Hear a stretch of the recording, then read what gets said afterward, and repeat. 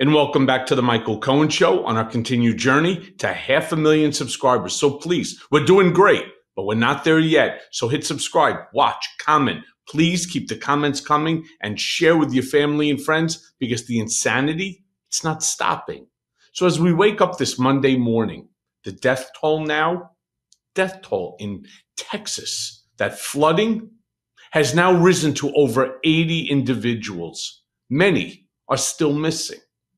What we're seeing here is something that I put in my Substack post that I called the human toll of political neglect. Government cuts and political negligence turn deadly in red Texas. I mean, this is a wake-up call. If there's ever been one, this is a wake-up call for unity, for truth, and for rebuilding trust in both science and safety. You know, I started off my Substack by writing that I'm writing this with a rage that I haven't felt in a long time because this didn't need to happen. Not the flooding, not the terror, with 80 Americans dead, 15 plus of them children, another bunch still missing. These weren't statistics. They were kids from Camp Mystic, asleep in their bunk beds, families enjoying Independence Day by the Guadalupe River.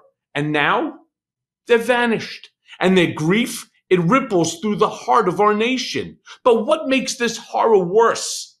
Worse is that it could have been prevented or at least minimized.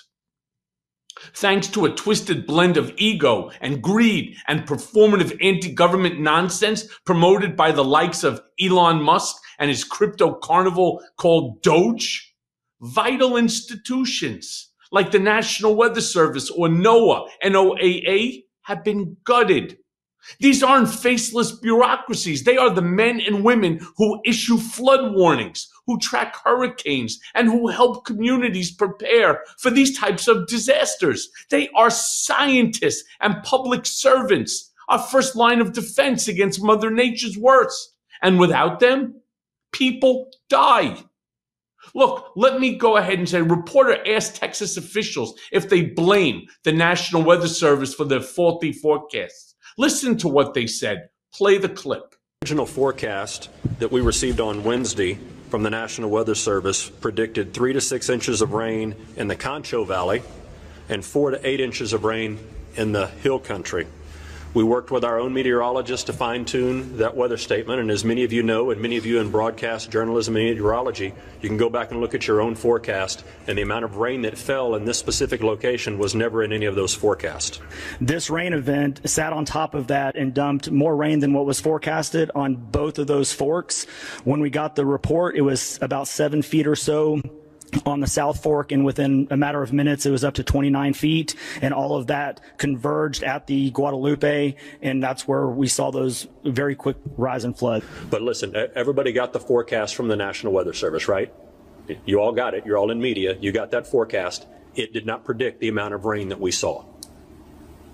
Unbelievable. Meanwhile, then Christine Noem, she was asked about the radar systems in Texas, and of course blamed it on old technology.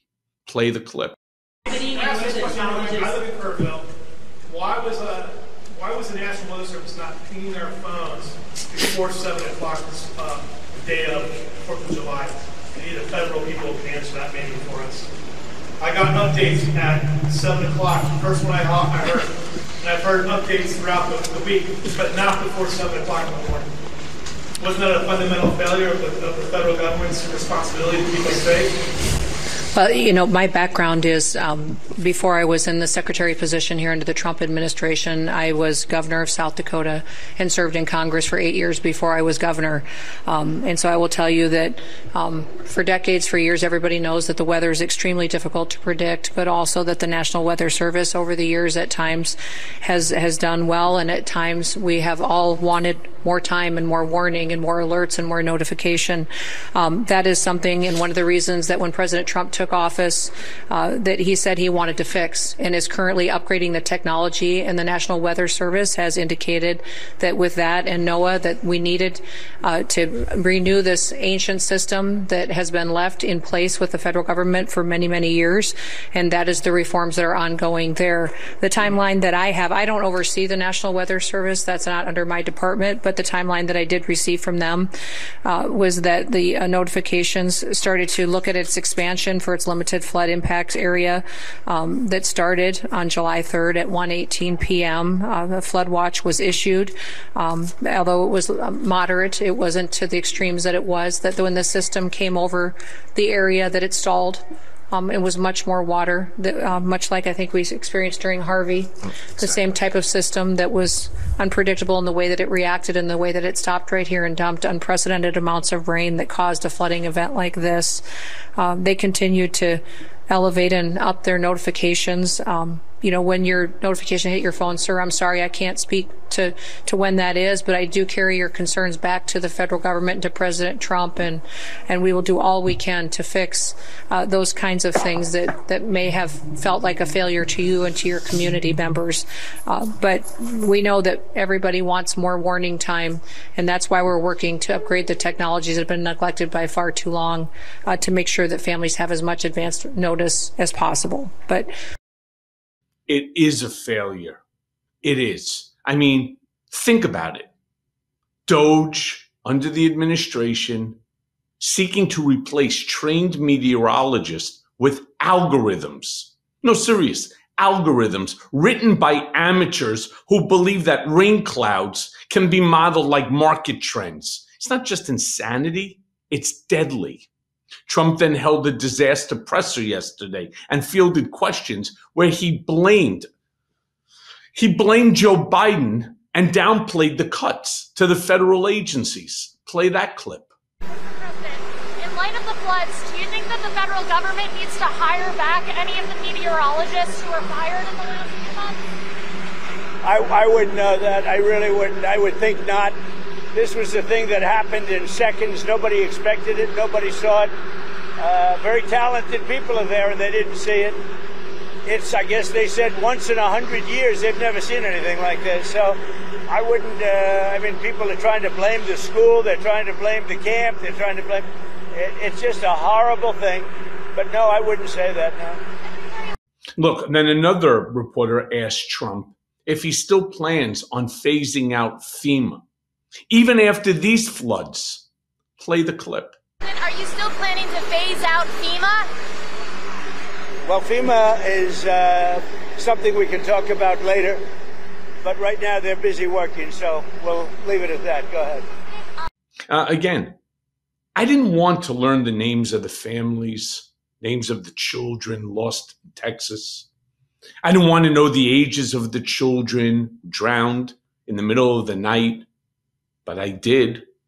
And once you do, you can't look away. Their faces, their stories, they haunt you. Their life stories, they gut you. Because they're not from another country.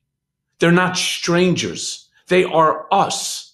So whether you live in Texas or in Teaneck, whether you're Republican or Democrat, these are our fellow Americans. This is our country. This is our shared heartbreak. Finally, Trump was then asked if they're investigating whether the budget cuts caused the key vacancies at the National Weather Service that might have, again, I don't say it definitively, but it might have made these forecasts worse. Okay. Are you investigating whether some of the cuts to the federal government left key vacancies at the National Weather Service or in the emergency coordination? No, they did not. No, they did. I'll tell you, if you look at that what a situation that all is, and that was really the Biden setup. That was not our setup, but I wouldn't blame Biden for it either. I would just say this is a 100-year catastrophe, and it's just so horrible to watch. I'm planning to visit Texas. Meanwhile, while girls are still missing, right, in the Texas flood zone, Kristi Noem, goes on and posts on Instagram asking her followers what her official governor portrait should look like. Let me show you the post. I mean, just imagine, right now, our country is suffering. We're suffering. And she wants to know which one of these AI-generated photos she should be using today. Now, look, that's where just things stand. In conclusion, as I said, these aren't just political decisions. They are life and death failures. Now, look, here's the question that I keep asking. Where is the unity in all of this? Where are the calls for cross-party cooperation in the face of undeniable tragedy? Instead of hearing Republicans and Democrats coming together to fund recovery efforts, to rebuild warning systems, to rehire NOAA personnel, NWS personnel, we are stuck in a feedback loop of partisan blame games and Twitter snark. And all I can keep saying is enough already. You see, I've been a part of the broken system. I've seen firsthand how power gets corrupted by the loudest voice in the room. And right now, it's voices like that of Elon Musk's. Believe it or not, even though he is now no longer in government, right? His voice still echoes through every corner of our government. It is a voice that scoffs at expertise. It mocks compassion and would rather throw money at crypto scams than build levees or buy these radar upgrades. Let me finish by saying this. This flood, this disaster needs to be a wake-up call. We cannot allow memes and billionaires to dictate life and death policy decisions.